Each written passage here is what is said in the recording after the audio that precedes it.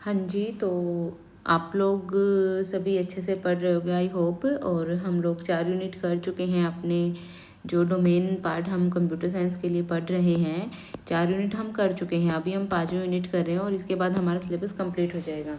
Then उसके बाद हम करेंगे प्रैक्टिस क्वेश्चन। अभी भी कुछ मैंने जो PYQ सीरीज़ शुरू कर रखी है, मोस्ट एक्सपेक्टेड क्वेश्चंस, वो आप लोग देखना ज़रूर। और जो इससे पहले 4 यूनिट करवाई हैं उनको भी कंप्लीट करना, बहुत इम्पोर्टेंट पार्ट है वो।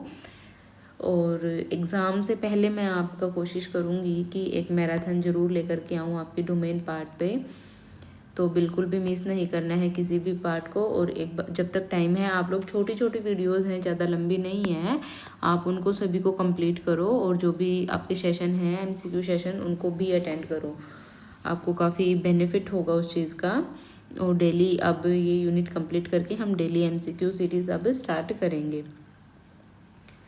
सबसे पहले है हमारा इवेल्युएशन एंड असेसमेंट मेथड जो है कंप्यूटर साइंस में, वो कौन कौन से हैं। देखो, इवेल्युएशन और असेसमेंट तो हमें बहुत ज़रूरी होती है ना। हम कुछ भी पढ़ा रहे हैं क्लासेस में, बच्चों को समझा रहे हैं, अब हम यही नहीं पता हमें कि बच्चे को समझ में आ रहा है या नहीं आ रहा, तो फिर क्या फ़ायदा है पढ़ाने का। तो वो हम कैसे पता लगेगा हमें कि बच्चे को कितना समझ में आ रहा है, कितना समझ में नहीं आ रहा है। या तो हम बच्चे से क्वेश्चंस पूछेंगे या हम बच्चों का टेस्ट लेंगे। अगर हमने मान लो पढ़ाया है बच्चे को कि what is computer and components of computer, जब हम बच्चे से कंपोनेंट्स कंप्यूटर के पूछेंगे तभी तो हमें पता लगेगा कि हाँ बच्चे ठीक से समझ पा रहे हैं या नहीं समझ पा रहे हैं, पढ़ रहे हैं या नहीं पढ़ रहे हैं।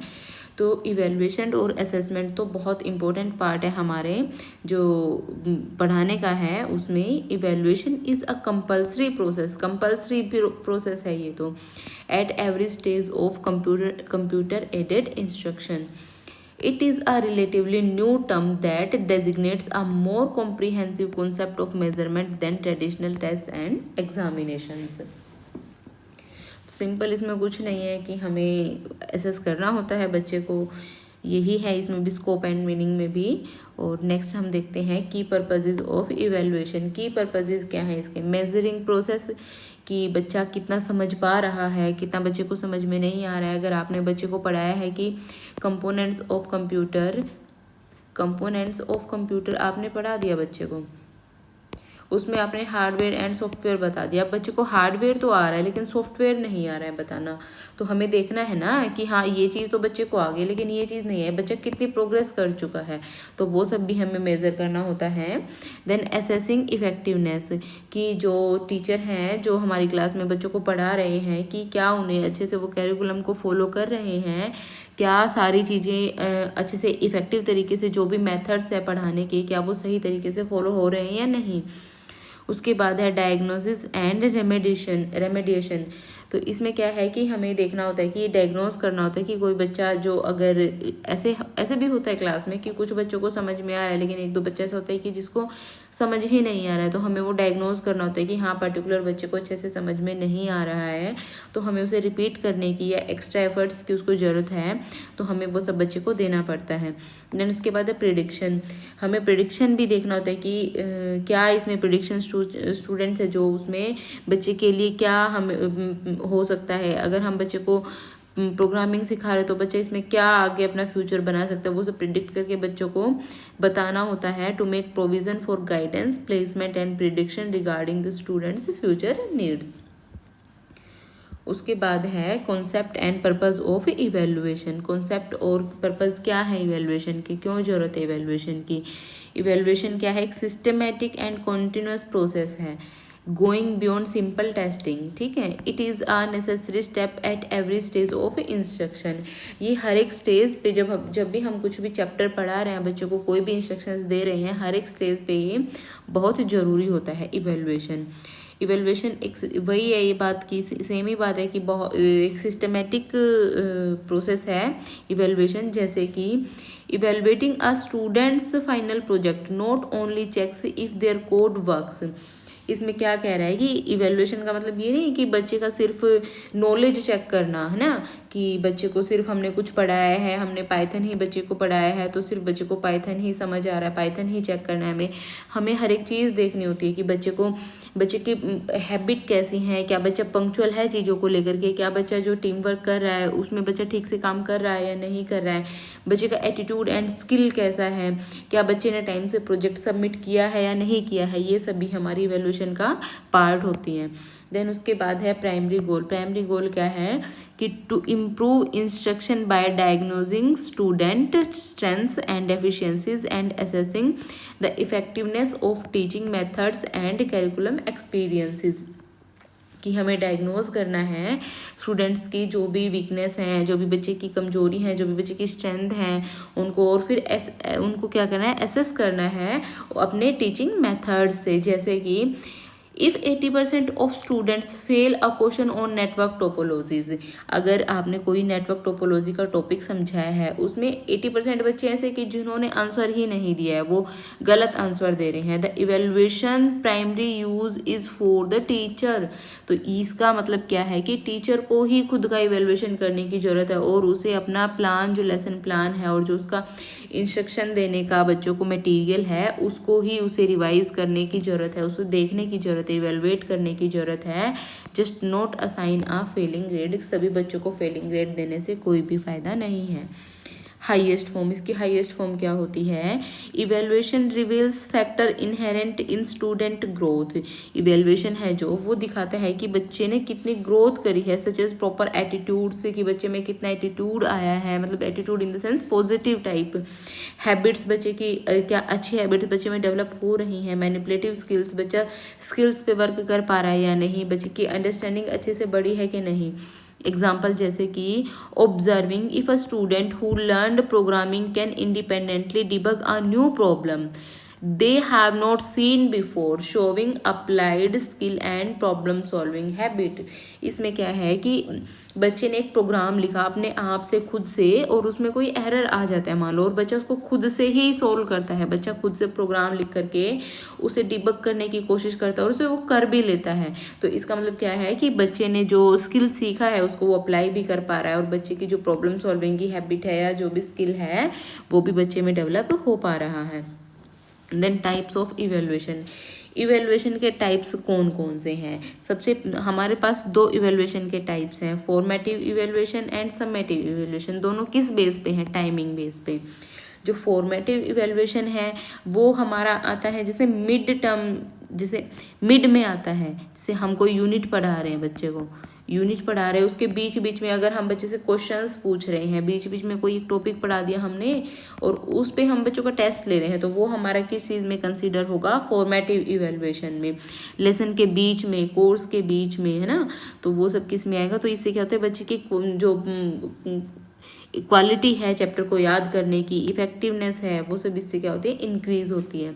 गोल क्या है, इम्प्रूवमेंट ऑफ द मटेरियल और टीचिंग प्रोसेस, जो मटेरियल और टीचिंग प्रोसेस को इम्प्रूव करना। टाइमिंग क्या है, कॉन्टिन्यूअस ड्यूरेशन ड्यूरिंग इंस्ट्रक्शन, कि जब हम बच्चे को बीच में इंस्ट्रक्शंस दे रहे हैं, कोई चैप्टर पढ़ा रहे हैं तो बीच बीच में। एग्जाम्पल क्या है, जैसे giving a short ungraded pop quiz half way through a unit. आपने बच्चों को चैप्टर पढ़ाते पढ़ाते बीच में कोई एक क्विज दी on database. If many students miss question about SQL syntax, लेकिन उसमें से क्या हुआ कि आधे बच्चों ने तो एसक्यूएल का सिंटेक्स बताया ही नहीं, तो उसमें क्या है कि हमें दोबारा से फिर चैप्टर को रिवाइज करवाना पड़ेगा बच्चे को और हमें अच्छे से उसको प्लान करना पड़ेगा। उसके बाद है समेटिव इवेल्युएशन। समेटिव इवेल्युएशन होती है जो हमारा फाइनल जो टाइम में रिजल्ट होता है, जैसे हम फाइनल एग्ज़ाम्स ले रहे हैं, हमारे बीच बीच में जो एग्ज़ाम्स आते हैं उन्हें हम क्या कहते हैं, समेटिव इवेल्युएशन।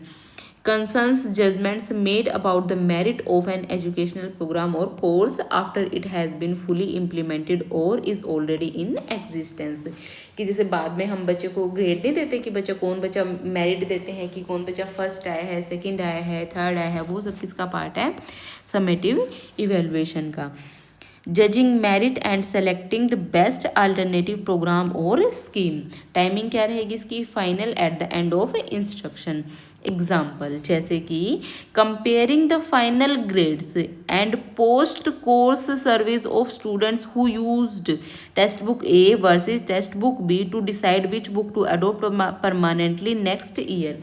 आपने क्या किया कि आपने दो क्लासेस हैं, मान लो दो सेक्शन है ए एंड बी, आपने अलग अलग बुक लगवाई हैं, इसमें कोई और बुक यूज़ की है, इसमें एक्स बुक यूज़ की है, इसमें वाई बुक यूज़ की है, लेकिन आप फाइनल टर्म्स में देख रहे हो कि जिसके पास एक्स बुक थी उस क्लास का जो परफॉर्मेंस है वो काफ़ी अच्छी रही है। तो इससे आपको एक आइडिया मिल पाएगा कि जो नेक्स्ट सेशन होगा तो हमें उस क्लास में एक्स बुक को ही हमें रखना है। देन उसके बाद है tools and techniques for assessment. Tools और टेक्निक्स क्या क्या हो सकती है असेसमेंट की, जैसे अचीवमेंट टेस्ट। अचीवमेंट टेस्ट क्या है कि एक बच्चे ने कितना सीख लिया है। मोस्ट फ्रिक्वेंटली यूज टेस्ट की हम ये ज़्यादातर यूज़ होते हैं। They determine the extent to which student have attend the objectives of a particular subject, कि बच्चे ने किस हद तक कितना सिलेबस तक बच्चा सीख चुका है। जैसे a unit test on Python programming that measures if students met the objective of writing functions and using loops, की अगर हमने पाइथन बच्चे को पढ़ाई है तो क्या बच्चा उसमें फंक्शंस लिख पा रहा है, लूप्स का यूज़ कर पा रहा है। देन उसके बाद है डायग्नोस्टिक टेस्ट। डायग्नोस्टिक टेस्ट कौन से हैं कि हम जैसे बीच बीच में इन्हें लेते हैं कि मान लो हमने एक यूनिट पढ़ा रहे हैं, हमने लूप्स ही पढ़ाए हैं, बच्चे को लूप्स पढ़ाए हैं, लेकिन हम उसमें पढ़ा दिया if, else, while, for loop, है ना। इफ़ एल्स स्टेटमेंट भी पढ़ा दिया और वाइल और फॉर लूप भी पढ़ा दिया। तो अगर हम एक इफ़ पढ़ा करके ही बच्चे का टेस्ट ले रहे हैं और देख रहे हैं कि किस बच्चे ने इसको अच्छे से परफॉर्म नहीं किया है, कौन बच्चा इसमें अच्छे से परफॉर्म कर रहा है, कौन बच्चा अच्छे से परफॉर्म नहीं कर रहा है, देन उसको दोबारा से रिपीट करना, डायग्नोज करना, ये फाइंड करना कि किस बच्चे को समझ में नहीं आया है, डेफिशिएंसीज फाइंड करना, ये हमारा किसका पार्ट है, डायग्नोस्टिक टेस्ट का। जैसे कि a test given on computer networking that specifically isolates problem. एक कंप्यूटर नेटवर्किंग पे टेस्ट दिया गया है, वो क्या आइसोलेट करता है कि क्या बच्चे ने जो टेस्ट दिया है, क्या बच्चे ने उसमें टीसीपी आईपी जो लेयर है उनका सही से यूज़ नहीं किया, क्या वहाँ पे डेफिशिएंसी है, या फिर बच्चे ने सबनेट मास्क की अच्छे से यूज़ नहीं किया, या उसको मैथ्स में प्रॉब्लम है, तो ये डायग्नोज करना। उसके बाद है ग्रेडिंग पैटर्न। ग्रेडिंग पैटर्न हमारा किस तरीके से काम करता है, जैसे कि स्कूल्स में ग्रेड दी जाती हैं, मार्क्स की जगह पे ग्रेड्स का यूज़ करना।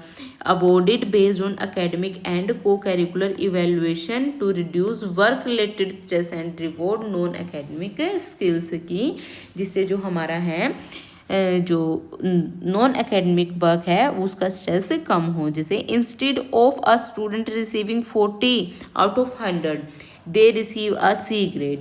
40 की बजाय अगर बच्चे को हम सी ग्रेड देते हैं, जैसे ग्रेडिंग सिस्टम हमारे कई बार मार्कशीट्स में भी दिया जाता है, बच्चों को देते हैं, हमारे पास भी जो मार्कशीट्स हैं उनमें ग्रेडिंग सिस्टम भी है। तो वो सारा क्या है हमारा grading system, which is based on their academic scores plus points for team work and public speaking during presentation.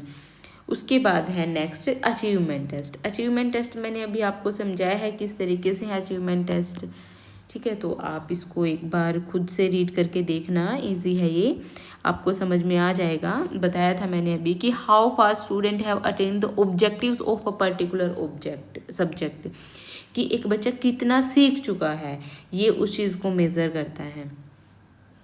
उसके बाद है ये सारा एक बार पढ़ के देखना, ये इजी है, कुछ नहीं है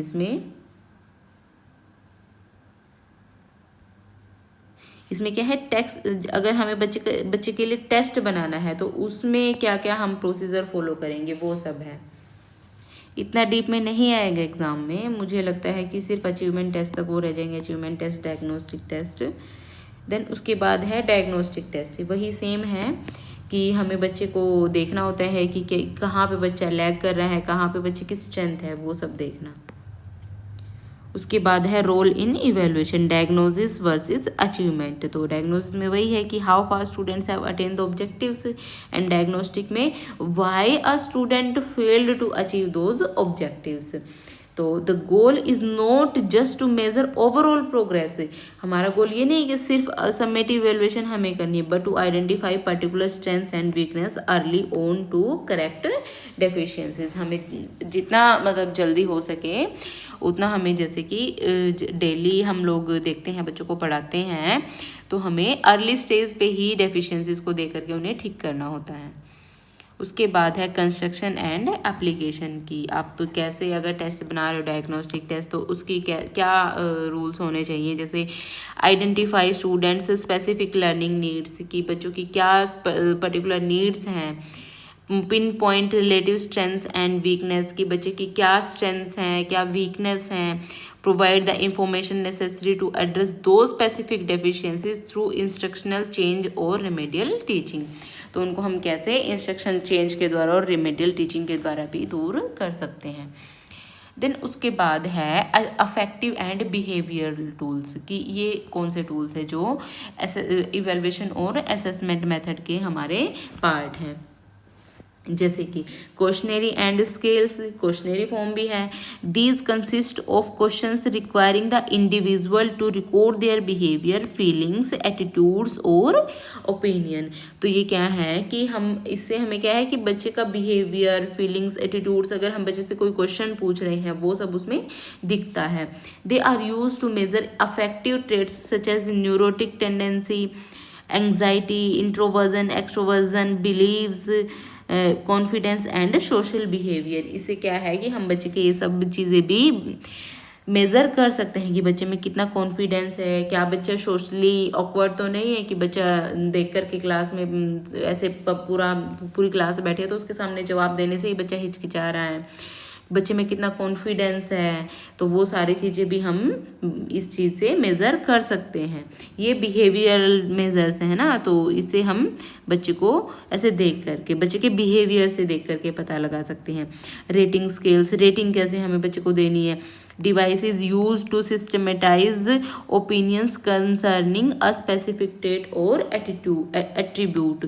the evaluator assigns a rank, evaluator क्या कर सकते हैं इसमें, जैसे किसी बच्चे ने बहुत अच्छा जवाब दिया उसे एक्सीलेंट, गुड। अगर कोई बच्चा अच्छे से, किसी बच्चे ने बार बार समझाने के बाद भी वो ठीक से जवाब नहीं दिया उसे, तो उसको पुअर, ऐसे ऐसे हम रैंकिंग दे सकते हैं कि हाँ भाई इस बच्चे ने सबसे अच्छा जवाब दिया तो इसको एक्सीलेंट रैंकिंग हम दे रहे हैं, इसको गुड दे रहे हैं। देन उसके बाद ऐसे ऐसे रैंक करके दे सकते हैं।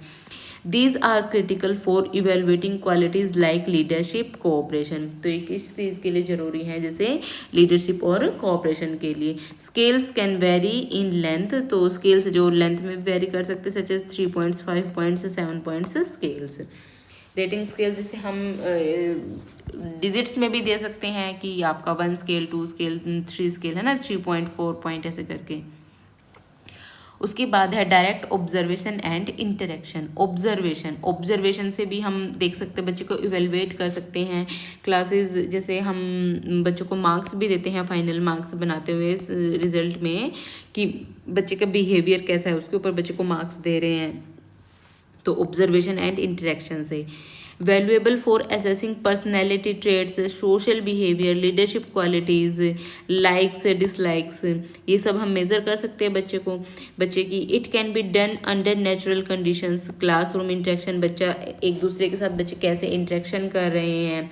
Controlled condition, the observer must be objective and record views immediately to avoid distortion. जो टीचर है उसको इमीडिएटली, अगर कोई बच्चा कुछ गलत कर रहा है तो हमेशा उसको देखना चाहिए। Interview, a face to face meeting used to secure relevant information and gain insights into a subject's thoughts and feelings without harassing the candidate. वही ये सिंपल इंटरव्यू बच्चे का लेना, उसमें हमें देखना होता है कि हाँ भाई बच्चा किस तरीके से बिहेव कर रहा है, किस तरीके से बच्चे में कितना कॉन्फिडेंस है।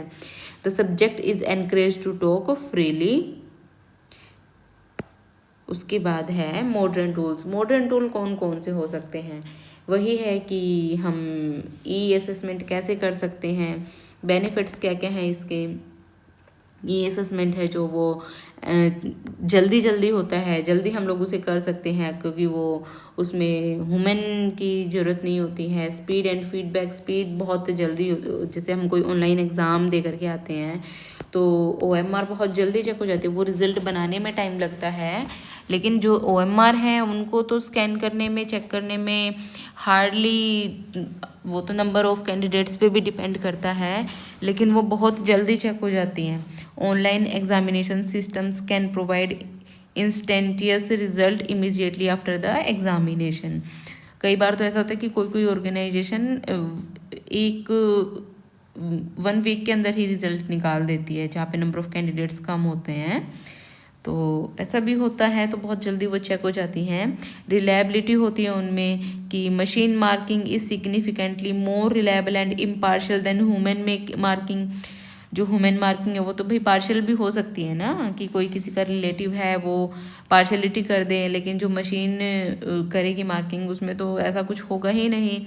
There bye improving the overall reliability of the assessment process. Purpose क्या है इसका? CAE is design to identify learning difficulties and abilities at regular intervals, allowing for the timely implementation of suitable remedial measures, ताकि जिससे कि हमें पता चल पाए कि कहाँ पे प्रॉब्लम आ रही है, जिससे कि हम उससे रेमेडियल मेजर से उसे दूर कर सकें। देन उसके बाद है ऑनलाइन एग्जामिनेशन सिस्टम रिक्वायरमेंट्स। क्या क्या रिक्वायरमेंट्स हैं उसकी? Content flexibility, must handle various question types and incorporate graphics, sound, video and animation as stimuli. तो ये सब कंटेंट फ्लेक्सिबिलिटी भी होनी चाहिए ना, अगर आप ऑनलाइन चेक करवा रहे हो कोई भी चीज़ है तो वो उसमें ग्राफिक्स भी हो सकते हैं, साउंड भी हो सकते हैं, वीडियो एनिमेशन सब हो सकता है। Technical character support, must be able to handle Greek alphabets, subscripts, superscripts and special characters. कि आप अभी लिखो सबस्क्रिप्ट, मान लो लिख दो आप H2O और वो उसको रीड करे H2O, तो ये सब नहीं ना होना चाहिए उसमें। Scoring mechanisms, must allow for scoring per option and programmable negative marking across all question types, है ना, कि भाई किस तरीके से उसमें कैसे ऑप्शंस को, किस ऑप्शन को अगर बच्चे को ठीक है तो उसमें मार्क्स देने हैं, अगर बच्चे ने गलत किया है तो उनके नेगेटिव मार्क्स कट करने हैं, वो सब। स्टेबिलिटी होनी चाहिए, आउटपुट अपना ठीक आना चाहिए, है ना। Must be capable of generating paper based test from the questions database and exporting complete answers to formats like text और DOC फॉर लेक्चर मार्किंग। उसके बाद है advantages and operational benefits of assessment. Advantages क्या हैं? इंस्टेंशियस feedback, हमें साथ के साथ ही फीडबैक मिल जाता है। रिलायबिलिटी एंड इम्पार्शलिटी, रिलायबिलिटी भी है, रिलायबल सोर्स है ना, कि भाई विश्वसनीय है ना, और इम्पार्शल भी होता है। फ्लेक्सिबिलिटी भी है कि उसमें आप assessment offers greater flexibility concerning the location and timing of the test. की लोकेशन से आपने कोई भी टेस्ट बनाया है, आप उसे कहीं भी किसी भी लोकेशन पे भेज सकते हैं। जैसे SSC का एग्ज़ाम होता है तो उसमें आपका पेपर कहीं से लॉगिन होता है और वो हर सिस्टम पे फिर लॉगिन हो करके ओपन हो जाता है। कॉस्ट सेविंग भी होता है, पेपर जैसे छापने में बहुत पैसा लगता है तो वो सब कॉस्ट सेविंग भी है। डाटा मैनेजमेंट भी ईजी है। अब ऑफलाइन आप एग्ज़ाम ले रहे हो, ऑफलाइन उसे चेक कर रहे हो तो डाटा को बनाना, डाटा मैनेज करना भी बहुत डिफ़िकल्ट है, लेकिन थ्रू द कंप्यूटर ईजी हो जाता है सब चीज़ें। उसके बाद है technical requirements of online examination, वही है जो अभी पीछे मैंने बताया था, ये सब सेम ही है, इसे देखना। उसके बाद है, ठीक है भाई, यूनिट कंप्लीट होती है। जो हमारी यूनिट में था इवेल्युएशन इन कंप्यूटर साइंस, उसके जो पार्ट थे वो थे evaluation, techniques and tools, achievement test, computer aided assessment, diagnostic test and assessment. ठीक है गाइज, तो इसको अच्छे से पढ़ना, अच्छे से सभी पढ़ो और तैयारी करो। All the best guys. जो हमारा डोमेन का पार्ट है वो कंप्लीट हो चुका है, आप लोग अच्छे से करिए इसे। अब हम MCQ सीरीज़ स्टार्ट करेंगे डेली, और MCQ सीरीज में मैं कोशिश करूँगी कि मिक्स जो हो उसमें ICT भी हो या फिर जो भी हो, एटलीस्ट आप लोगों का जो डोमेन पार्ट है उसमें केस स्टडी, एक्सपेरिमेंटल जितने भी क्वेश्चन हों वो सारे मिक्स ही होंगे। तो ठीक है guys, good night, bye bye. और हाँ, लाइक शेयर एंड सब्सक्राइब। ठीक है, बाय।